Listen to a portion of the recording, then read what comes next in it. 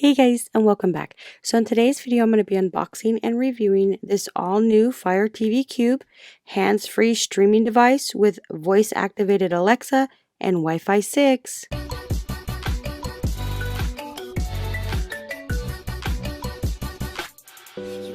Alright, so right here we have the brand new 3rd generation Fire TV Cube.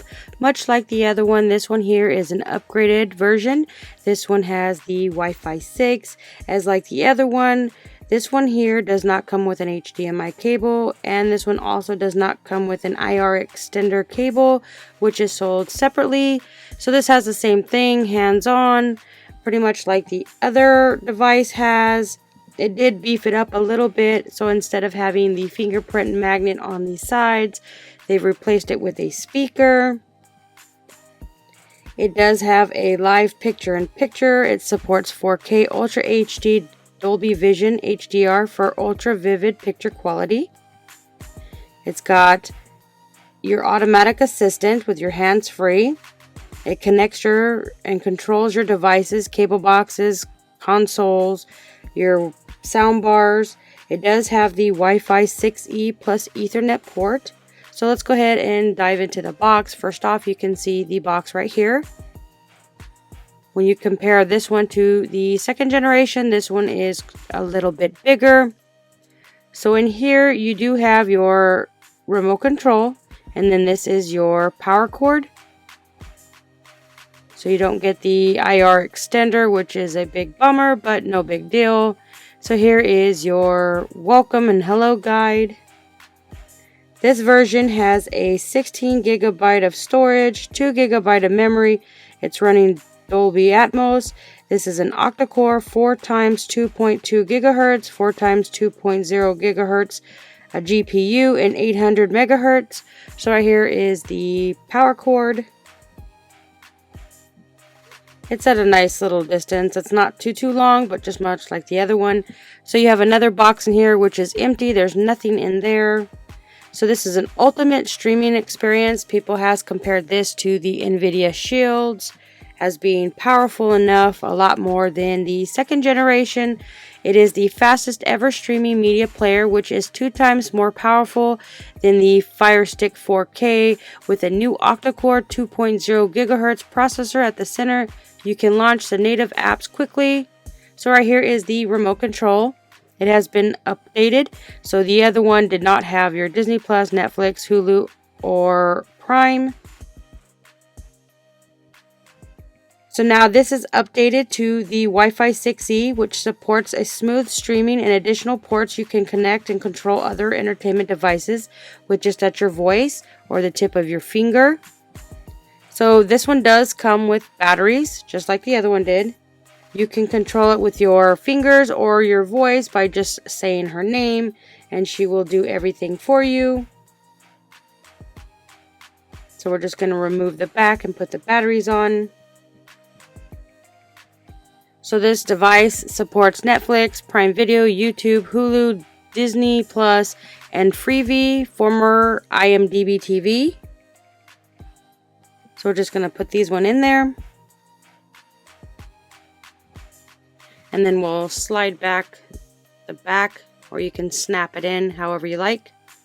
We're just going to go ahead and snap it. So with the 4K Dolby Vision and Dolby Atmos audio, this playoffs premieres. You can turn your space into a personal movie theater.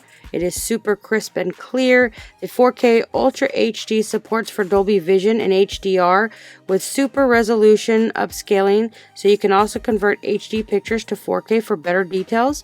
The contrast and clarity, plus enjoy immersed sound and Dolby Atmos audio support.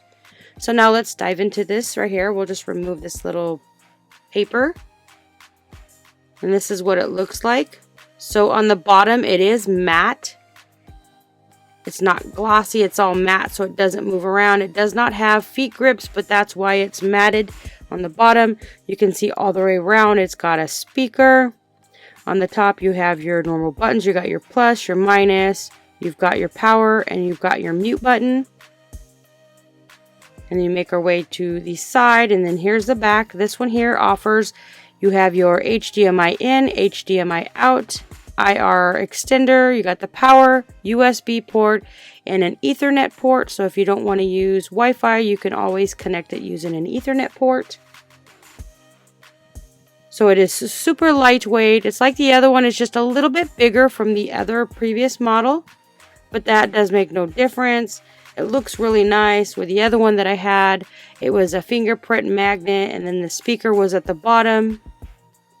But now you have the speaker here at the top, so it's no longer on the bottom. And then now you have your power cord.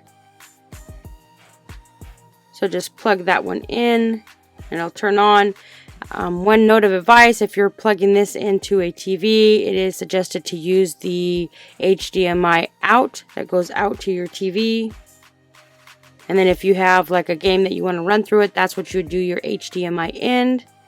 And unfortunately, you do not get an IR extender, but if you happen to have the previous model, you actually have that. So what I'm going to do right now is I'm going to turn it on and set it up, and I'll be back with the process. Alright, so right here is the device. I have it next to my TV. So I'm just going to turn it on. You can see that it's on right now. So the light from the other one was on the top. This one's here right at the front. So I'm going to turn it on. It's going to get your standard Fire TV Cube, and it's going to ask you to connect it. You'll select your language. Then you'll scan for your network. You'll put in your network. So you've got all these different networks in my area. So I'm going to connect that. And then it'll ask if you want to set up your TV, your sound bars, your gaming system. We'll just wait for that to finish. It updates automatically out of the box. It's requesting for an update. Now it's downloading the latest updates. It says do not unplug the power during the update. So we'll just wait for that to update. Once it's been updated, it'll turn off and come back on. You get the Fire TV logo again.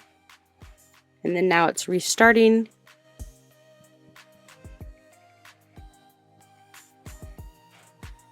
So it should be downloading the updates. So just wait for that to load. Okay, now that it's finishing the updates, it's going to take us to the home screen. This will ask you for your account to sign in. So now it says sign up with your account, or you are new to Amazon, you can sign up with the plus button. Now it's going to ask you if you want to restore the TV. So I'm going to click on restore. It's going to back up all from my previous one. It says use a remote to control your devices. I'm going to do that later. So you can control your devices. Come back to that if you'd like. So now we're just going to run it to turn on my TV. So click on next. It says you can add a soundbar or an AV receiver. I'm going to skip that. It's going to power down my TV.